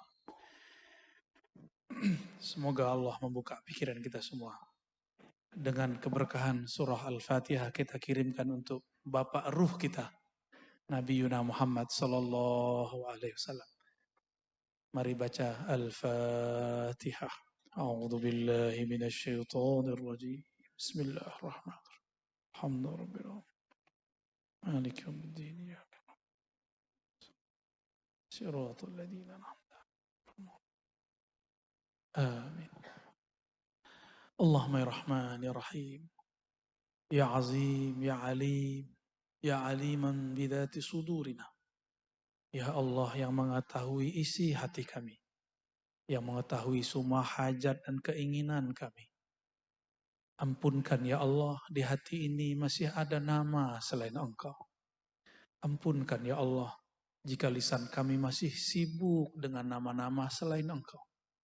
Ampunkan ya Allah, jika jari-jari kami masih sibuk menghitung selain Engkau. Bukan menghitung namamu, zikir-zikir, menyebut subhanallah, alhamdulillah. Ampunkan ya Allah. Jika para orang-orang awam pun sibuk dengan smartphone-nya, ternyata kami yang belajar agama juga lebih sibuk dengan itu. Ampunkan ya Rabb, karena di mata kami ada maksiat. Ampunkan ya Allah, karena di telinga kami ada maksiat. Kami mendengarkan cerita yang buruk, tapi kami membenarkannya ya Allah. Di lidah kami ya Allah ada dosa membicarakan keburukan orang lain. Di pikiran kami ada pikiran-pikiran kotor ya Allah. Di dalam sel-sel otak kami tersimpan kosakata kasar dan jorok ya Allah. Ampunkan semua itu ya Allah. Hapuslah semua kata-kata buruk itu ya Allah. Ya Allah, di tangan kaki kemaluan kami ada dosa ya Allah. Di perut kami ada dosa ya Allah. Di darah setetes yang mengalir dalam tubuh kami ada dosa ya Allah. Ampunkan semua dosa-dosa kami ya Allah. Ya Allah, dalam kolbu kami ada rasa sombong ya Allah. Ampunkan dosa sombong kami ya Allah. Kami terbersit merasa lebih baik daripada orang di samping kami ya Allah. Bahkan kami merasa lebih baik daripada orang yang berbeda status sosial dengan kami ya Allah. Ya Allah, dalam kolbu kami ada rasa iri dengki kepada orang lain ya Allah. Ampunkan dosa iri dengki kami ya Allah. Ya Rabb, wahai yang maha mendengar goresan hati kami. Di hati kami kadang kami beramal ria ya Allah. Terbersit ingin disebut saleh. Terbersit ingin disebut kiai. Ingin disebut santri. Ingin disebut ahlus sunnah. Ya Allah, ampunkan semua bersitan ini ya Allah. Jika tidak Engkau yang membantu kami, siapa lagi yang membantu kami ya Allah. Allahumma ya nur, kalbu kami penuh kegelapan ya Allah. Hanya cahaya Engkau yang dapat menerangi kalbu kami ya Allah. Maka terangilah kalbu kami dengan nama-namamu ya Allah. Dengan ma'rifat mengenalmu ya Allah. Terangi pikiran kami dengan tafakkur kepada keagunganmu ya Allah. Terangi ruh kami dengan mengenal asrar rahasia-rahasia Engkau ya Allah. Terangi pikiran anak-anak kami dengan cinta kepada Engkau ya Allah. Ta'zim kepada gurunya. Cinta, ta'zim dan hormat kepada orang tuanya. Allahumma ya Rahman ya Rahim ya Karim. Engkau menitipkan kepada kami anak-anak ya Allah. Tapi meskipun mereka titipan yang lahir dari kami ya Allah. Tapi ruh mereka, kolbu mereka Engkau yang mengaturnya Allah. Ya muqallibal qulub, tsabbit qulubana wa quluba abnaina ila ta'atik. Ya Allah, tetapkan kolbu kami, kolbu anak-anak kami untuk tetap taat. Tetap mengenal Engkau, tetap mengingat Engkau, tetap tawadu, tetap tidak sombong ya Allah. Allahumma ya Allah, ya azim, ya azim. Dosa kami kecil tapi bertumpuk-tumpuk ya Allah. Bahkan di antara kami ada yang sudah berdosa besar tapi merasa kecil ya Allah. Namun demikian ya Allah, Rahman dan Rahim-Mu lebih luas dari semua maksiat kami ya Allah. Maka dengan Rahman Rahim-Mu ya Allah, bilaslah semua kotoran di hati kami ya Allah. Bersihkanlah semua kotoran dalam pikiran kami ya Allah. Bersihkan juga pikiran dan hati anak-anak kami ya Allah. Supaya mereka gampang mudah menerima ilmu-ilmu dari Engkau ya Allah. Engkaulah yang mengatakan alim. Engkaulah yang maha alim. Maka jadikan anak-anak kami alim mengenal Engkau ya Allah. Ya alim, ya alim. Ya syakur, ya syakur. Jadikan kami hamba yang dapat bersyukur ya Allah. Allahumma ya syakur. A'inna ala syukrika. Bantu kami untuk mensyukuri nikmat-Mu ya Allah. Terakhir ya Allah, kami yang hadir ini. Hati kami selalu berubah-ubah ya Allah. Pagi ini soleh, siang mungkin tidak soleh. Siang ini mungkin masih terbuat, terasa indah, terasa syahdu, terasa dekat kepada Engkau. Tapi nanti ketika pulang kami sudah sibuk dengan handphone kami ya Allah. Sudah sibuk dengan pasangan kami, dengan pekerjaan kami, dengan rumah kami. Maka ya Allah, fala tatrukna walau tarfata ain. Jangan pernah tinggalkan kami meskipun satu kedipan mata. Allahumma inna nas'aluka al-'afwa wal 'afiyah fid din wal dunya wal akhirah. Allahumma astur 'auratina bi sitrikal jamil. Allahumma astur 'auratina bi sitrikal jamil wa zayyinna bi jamalika wa jalalik. Ya Allah, dengan kebusukan hati kami, kekotoran pikiran kami, Engkau tentu lebih hebat dari semuanya. Maka cahayailah kolbu kami yang gelap dengan cahayamu. Indahkanlah keburukan-keburukan kami dengan keindahanmu. Berilah kami pakaian takwa. Berilah kami pakaian rahmatmu ya Allah. Irhamu man fil ardi yarhamukum man fis sama. Jadikan kami hambamu yang rahimun. Yang saling menyayangi makhluk di bumi. Allahumma ya Allah. Sayangilah pemimpin-pemimpin kami. Sayangilah ulama-ulama kami.